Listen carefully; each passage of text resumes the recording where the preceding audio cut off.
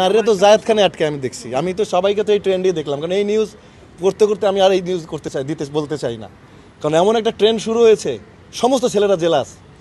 আমেরিকাতে কি এমন হয়েছে, এক ছেলে আমাকে খুব বাজে কথা লিখছে আমার ছবির নিচে, সাথে সাথে তার ওয়াইফ এসে আমার ইনবক্সে লিখছে, কিছু মনে করেন না, আমি বেশি ফ্যান দেখে আপনাকেও জেলাস করে লিখছে।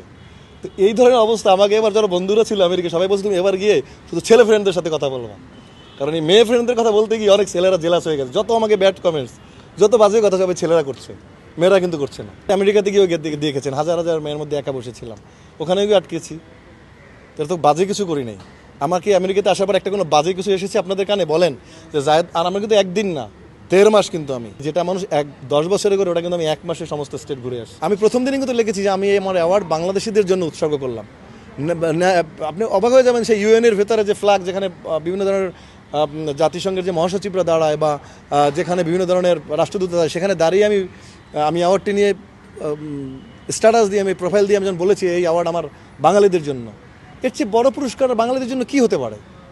সেটাকে অনেক কিছু বের করে, অনেক পয়সা দিয়ে বিতর্কিত করে আপনি বাংলাদেশকে বিতর্কিত করেছেন।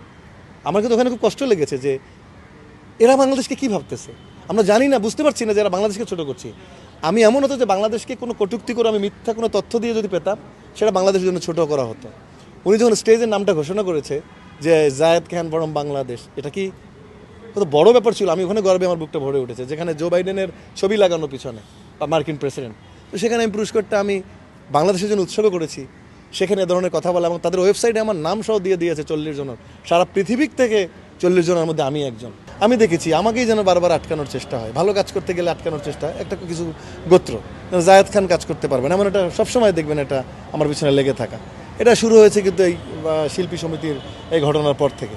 তো আমি